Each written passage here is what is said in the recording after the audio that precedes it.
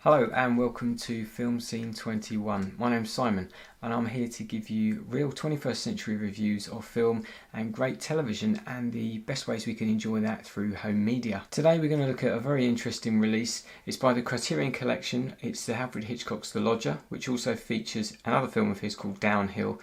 We're going to talk about it now.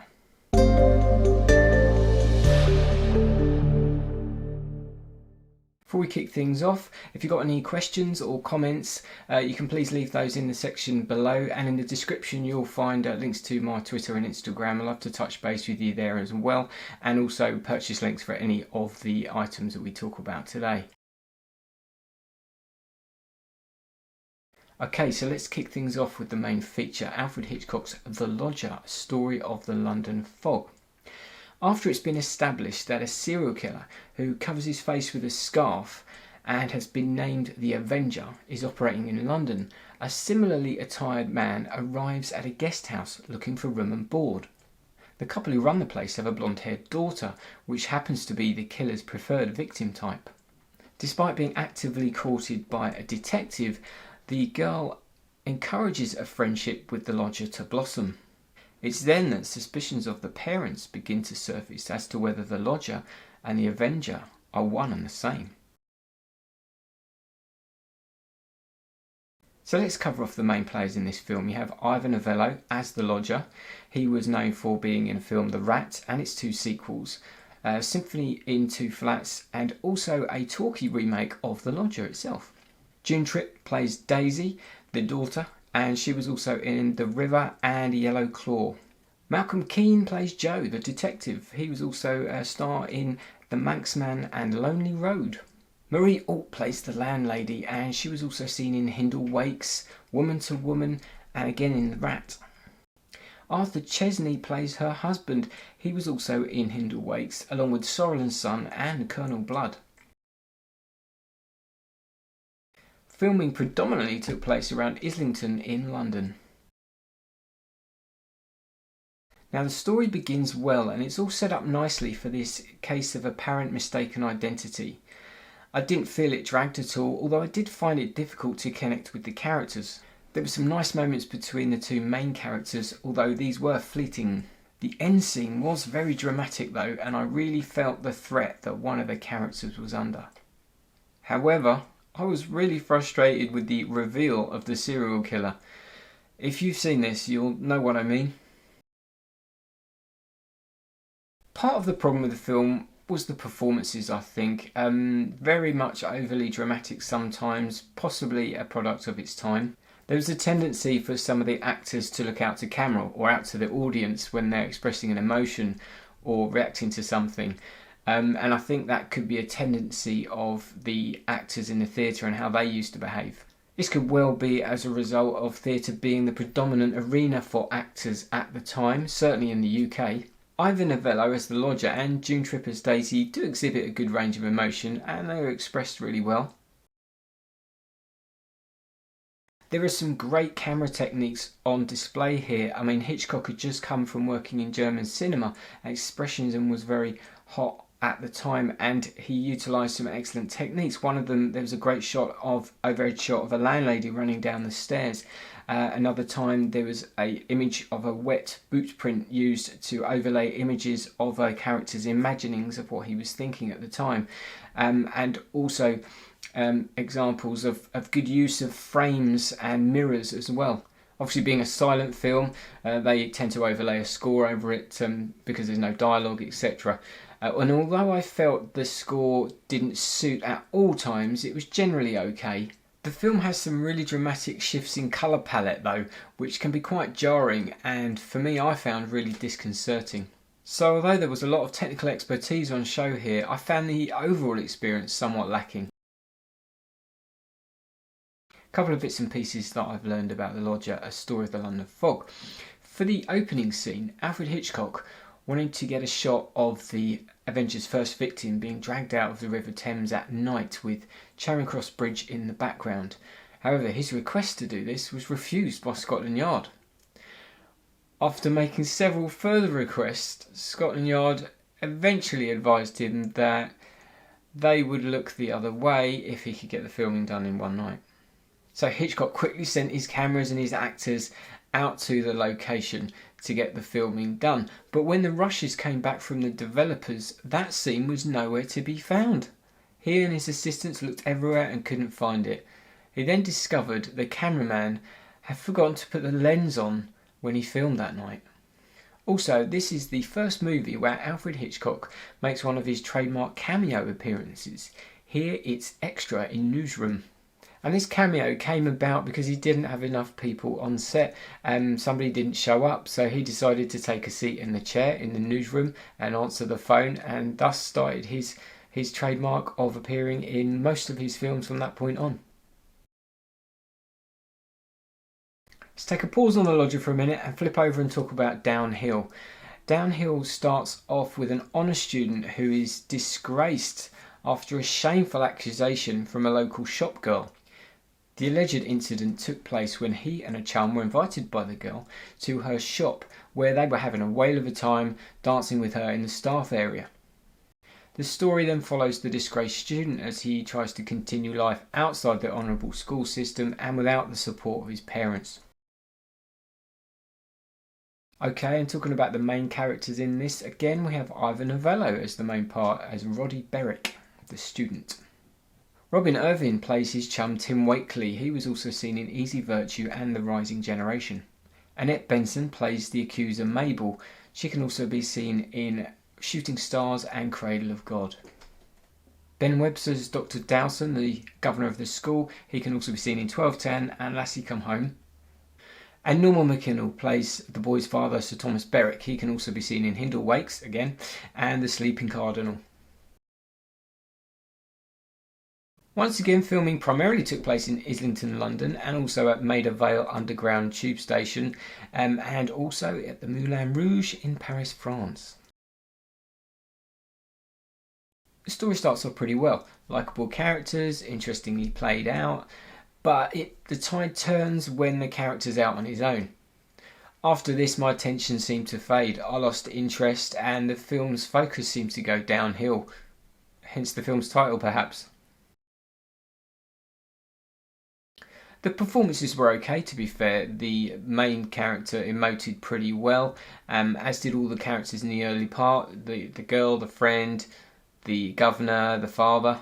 There were some overly dramatic exchanges, possibly down to the direction, although at least they dispensed with the looking out to the audience as per The Lodger.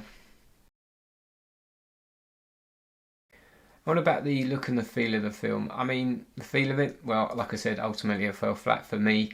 The film looked pretty good for its age, considering, and the colour palette was a lot less jarring than we had in The Lodger. The score used over the top of Downhill was all piano based, and was fairly apt for most of it, although there were a few strange choices thrown in for good measure. One little piece that I found out, a little bit of extra trivia. Ivor Novello again, who played Roddy Berwick, the student. He had some success in lots of other different projects as well, not just in front of the screen. He also wrote dialogue for the first in the Tarzan series, Tarzan the Ape Man, that featured the famous Johnny Weissmuller and Maureen O'Sullivan pairing. Okay, so how did I get to watch The Lodger, A Story of a London Fog and Downhill? It was via this Criterion Collection release. That is a Region A release only, so you will need to make sure you have a multi-region player or a Region A player to play that. Although there are some UK machines that have a workaround. I've got a Panasonic UB820, and then when the message comes up saying it won't play this because it's Region A, you press on your remote, stop, top menu, and then it makes it work. It's fantastic. Any questions about that, any more details you need, just throw that in the comments and I could get back to you on that. I'll give you a little close-up of the back, so if you want to see the extra features and do a freeze frame, you can. So as Criterion normally do, on the back you have detail about the film here, and down the bottom is all the special features. On the right hand side they detail actual sort of technical stuff about the film, like when it came out, 1927, how long it is, 90 minutes, that it's tinted / black and white, it's silent and has the 1.33:1 aspect ratio. Let's crack this baby open, and inside you will see the layout there. We have the disc on this side, and here is an insert. So if I just pull out the insert and remove the disc, just to show you the inner sleeve art. It's kind of basic, but it sort of replicates the art they've gone for on the front there. I'll just pop the disc back in, and this this pull out here is actually a double-sided, like a poster really, of information. It's got an essay by Philip Kemp on each film. That side deals with the lodger. It's quite large, as you can see. I'll have to lean back just to get that in shot. And there's all about downhill on the reverse again. So that's lots of interesting information there if you want to know a bit more about the film, and it talks about the transfer on here as well. Here the film The Lodger is presented in its original 1.33:1 aspect ratio, so you get black bars on the left and right of the screen if you've got a widescreen display, and it houses a 2K restoration that was carried out by the BFI National Archive in 2012. It was scanned from a 35mm duplicate, and while it was actually shot in black and white, lots of the scenes have been tinted and toned using chemical processes and dye baths to give different moods and tones to various scenes. Although there is some damage to the film in parts, it's generally a very good image. Although The Lodger, made in 1927, is a silent film, it's been accompanied by various scores over the years. Here it is partnered by one by Neil Brand, and it's presented in stereo sound. The score itself was recorded in East Coast Studios, London, and was performed by Neil Brand along with the Orchestra of St Paul's and conducted by Ben Palmer. Moving on to Downhill, it is also presented in its 1.33:1 aspect ratio, as it was originally, and also features a 2K digital restoration, again carried out by the BFI National Archive in 2012. This time though, it was scanned from a 35mm nitrate print. And again, whilst it was filmed in black and white, they have used the tinting technique to a lesser degree. Again, this image has some damage to it, probably more so than The Lodger. There are some portions that are beset with scratches, although it's been restored to the best image possible. And this time that colour palette is far more subtle and a lot more enjoyable to watch. Again, Downhill, being a silent film, released the same year as The Lodger, is partnered by a score again by Neil Brand, but this time by him playing the piano. And once again, it was recorded at East Coast Studios, London, and is presented in stereo sound. Although 110 minutes of similar sounding piano music can get a little samey, I felt that it suited the imagery fairly well and it made it quite an enjoyable experience. So let's talk about what's featured on this Criterion Collection release. Firstly, you have the main feature itself, The Lodger, which is 90 minutes. Then you have Downhill, which is classed as an extra, lasts for 110 minutes. Then we have an interview with film historian William Rothman, talking about Hitchcock's visual signatures, that runs for 32 minutes. Also, there is a video essay by art scholar Stephen Jacobs talking about the use of architecture, which runs for 17 minutes. This is followed by 3 excerpts from audio interviews, one with Francois Truffaut from 1962, runs for 26 minutes, and you have 2 from Peter Bogdanovich with Hitchcock, and they are from 1963, which runs for 19 minutes, and one from 1972, which runs for 20 minutes. Following that, we have a radio adaptation of The Lodger, directed by Hitchcock himself, which runs about half an hour. And rounding things out is an interview with Neil Brand, the composer, talking about composing for silent film, which runs about 22 minutes. Now, with regards to alternate versions, with regards to The Lodger, there are 2 options that I know of. They both have a different score by a composer called Nitin Sawhney. It's quite a divisive score. Some people say it's okay, but there is some quite questionable use of modern style songs within there, so that's something that's quite sort of controversial. In the UK, there is a Region B locked release from Network, which obviously features the score from Nitin Sawhney, and also features an interview with him as well, and a slideshow, and 2 bonus CD discs with the soundtrack. Elephant Films have released The Lodger in France with a Region 3 disc, and that houses a bonus DVD disc of the film, along with 2 featurettes by Jean-Pierre Dionnet, an introduction of 16 minutes, a Hitchcock 9 running 8 minutes, and also another featurette called Hitchcock The Early Years, 24 minutes. There was also a stills gallery and some bonus trailers. For Downhill, there are French and Spanish standalone releases. Both of them boost the sound for the film up to the lossless DTS HD Master Audio. and also features some exclusive extras. Once again, Elephant Films in France give us a region 3 of Downhill.